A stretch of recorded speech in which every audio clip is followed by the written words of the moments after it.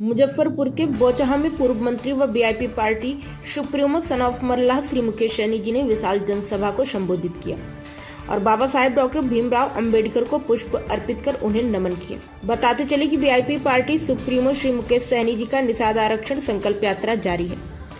6 दिसंबर को मल्लाह की राजधानी कहे जाने वाले मुजफ्फरपुर में लाखों लाख की संख्या में आए निषाद समाज ने बीजेपी की टेंशन बढ़ा दी।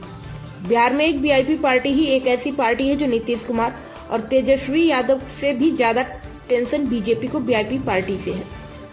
निश्चित रूप से BJP VIP party supremo Shri Mukesh Saini से घबराए हुए हैं। तभी तो बिहार में बीजेपी के बड़े नेता श्री अमित शाह का दौरा लगातार जारी है। वीआईपी पार्टी का निषाद आरक्षण संकल्प यात्रा से घबराए बीजेपी या तो आरक्षण दे या दिल्ली की कुर्सी खाली करे की स्थिति पैदा हो गई है। श्री मुकेश सैनी ने कहा कि आरक्षण नहीं तो गठबंधन नहीं, गठबंधन नहीं तो वोट नहीं और वोट नहीं तो दिल्ली में सरकार नहीं। आइए जानते हैं क्या कुछ कह रहे हैं श्री मुकेश सैनी जी। जी हाँ, जैसे कि आप लोग जानते हैं कि पूरे बिहार में पिछले 5 महीना से संकल्प यात्रा निकला हुआ है। पहले रथ के माध्यम से हुआ, उसके बाद हर घर संकल्प अभियान के तहत और अभी हेलीकॉप्टर के तहत 14 जगह जनसभा करना था, जिसमें आज 14वां जनसभा मुजफ्फरपुर में बोचहा में किया गया है। समाज को एकत्रित करने के लिए, जागरूक करने के लिए हम लोग ये कार्यक्रम कर रहे हैं कि आने वाला समय में 2024 का चुनाव है। मोदी जी को प्रधानमंत्री बनना है, विपक्ष में राहुल गांधी जी को प्रधानमंत्री बनना है, हमें प्रधानमंत्री नहीं बनना है। ये लड़ाई है निषाद समाज को आरक्षण मिले। जब बंगाल में निषाद समाज को आरक्षण मिल रहा है, जब दिल्ली में निषाद समाज को आरक्षण एससी का मिल रहा है, तो यूपी, बिहार, झारखंड में क्यों नहीं? जब देश एक है, संविधान एक है, देश के प्रधानमंत्री एक है, देश के गृह मंत्री एक है, तो फिर मेरे साथ भेदभाव क्यों हो रहा है? तो इसके लिए हम लोग जागरूक कर रहे हैं समाज को। और आपने देखा कि हजारों की संख्या में मुजफ्फरपुर में माता, बहन, नौजवान साथी, सम्मानित गार्जियन सभी लोगों ने एक सुर में हाथ में गंगा जल लेकर बाबा केवल महाराज को साक्षी मानकर संकल्प ले लिया है कि हम अपना वोट को नहीं बेचेंगे, अपना वोट अपने नेता, अपने पार्टी के कहने से गिराएंगे और आने वाला समय में हम एक रोटी कम खाएंगे लेकिन अपने बच्चे को पढ़ाएंगे, सिखाएंगे, समाज में भाईचारा लाएंगे, समाज में सबको शिक्षित करेंगे और समाज में एकता के साथ अपने हक अधिकार के लिए अपने पार्टी के वीआईपी पार्टी के साथ खड़ा रहकर मजबूती से लड़ाई लड़ेंगे। ऐसे तो हमेशा मुजफ्फरपुर में हमेशा हमें लोगों ने मदद किया और इस मुकाम तक पहुंचाया। आप सभी ने आपने देखा था 2022 में जब बोचहा में लोगों ने जबरदस्ती अपना प्रत्याशी दे दिया, तो हमने भी मैदान में चुनाव लड़ने के लिए निर्णय ले लिया और हम लोगों ने यहाँ पे चुनाव लड़ा। भले हम चुनाव हार गए, लेकिन हमने अपनी ताकत का एहसास पूरे बिहार ही नहीं पूरे देश को दिखा दिया कि निषाद का बेटा जहाँ है वहीं पे वोट है। अकेले अपने दम पर हमने 30,000 वोट ला के दिखा दिया और एक तरफ एनडीए गठबंधन ने 4 पार्टी मिलाकर 45,000 वोट लाया। जो सीट हम 2020 में 12,000 वोट से जीते थे, वही सीट को भाजपा को 37,000 वोट से हारना पड़ा। ये बात सिद्ध हो गया कि बिहार में वीआईपी पार्टी कितना मजबूत है, जनाधार है। तो आने वाला समय में 2024 का चुनाव है, हमारी लड़ाई है कि आरक्षण चाहिए। ये काम मोदी जी का है। मोदी जी आरक्षण दे देंगे तो निश्चित तौर पे सही है, नहीं देंगे तो आने वाला समय में यही समाज जो है उनको वोट से बहिष्कार करेगा और आने वाला समय में हम लोग लड़ाई लड़कर ऐसे चाहेंगे जो सरकार हमारा काम नहीं कर सके, ऐसे सरकार को बदलने का काम करेंगे साथियों। तो आने वाला समय में 24 के लिए गठबंधन होगा। अभी हम लोग बहुत जल्दी निर्णय लेंगे, आप सभी को जानकारी देंगे।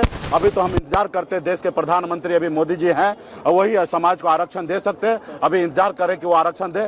शीतकालीन सत्र भी है, हम शीतकालीन सत्र में हमारी बातें हुआ है कि जल्द से जल्द आप आरक्षण लागू कीजिए। अगर आरक्षण नहीं लागू कीजिएगा तो हम दूसरा कुछ निर्णय लेंगे। तो निश्चित तौर पर समाज के लोगों ने देख लिया, आने वाला समय में ये निषाद समाज 10% है, ये जिनके साथ रहेंगे वो बिहार में, यूपी, झारखंड में 60 लोकसभा सीट जीतेंगे। अगर हम लोग जिनको अपना दुश्मन बना लेंगे वो 60 लोकसभा सीट हारेंगे साथियों। चर्चा है कि मुकेश सैनी मुजफ्फरपुर से लोकसभा चुनाव लड़ेंगे। अब देखिए, चर्चा, चुनाव पॉलिटिकल पार्टी है, नेता को चुनाव लड़ना चाहिए और जब नेता लीडर बनेंगे, उनके पास पावर होगा तो समाज के लिए कल्याण होता। तो जहां चुनाव लड़ने की बात है तो 40 लोकसभा में जहां से मर्जी होगा वहां से हम चुनाव लड़ेंगे, कोई रोकने वाला नहीं है।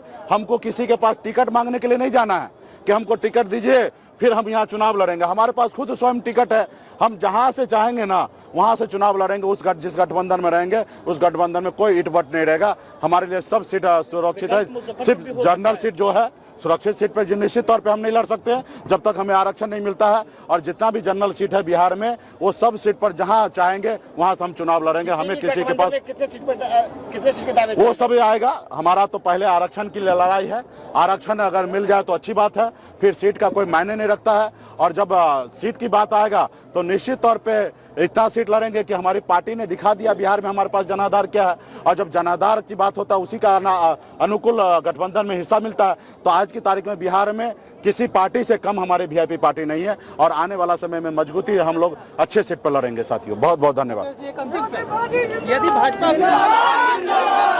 तो मुकेश जी क्या करेंगे?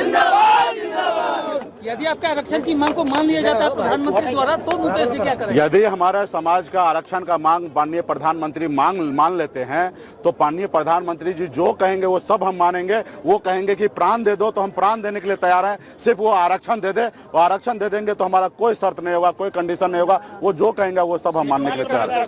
हाँ, सीटों को लेकर कोई शर्त की बात नहीं। आरक्षण दे दे फिर हमको कोई शर्त करने की जरूरत नहीं है। उनको सोचना क्या करना है। आरक्षण नहीं देंगे तो फिर तो हम उसी कुल खानदान के लोग हैं। कभी भगवान श्री राम को पार लगाए थे, इस बार हम लोग नाव पे बैठने नहीं देंगे। और हम वो नहीं निषाद हैं कि पहले नाव पे बैठिए उस पार लगा देते हैं और हम यहाँ पार लगाते आप वहाँ हमको पार लगाइएगा नहीं। इस बार तो नाव से पार लगना है तो पहले इस पर चढ़ने से पहले आरक्षण दे दीजिए तब उस पार लगाएंगे। आरक्षण नहीं दीजिएगा तो नाव पे बैठा के लेकर जाएंगे और बीच नदी में नाव को पलट देंगे, वहीं पे आप लोग डूब जाइएगा। हाँ।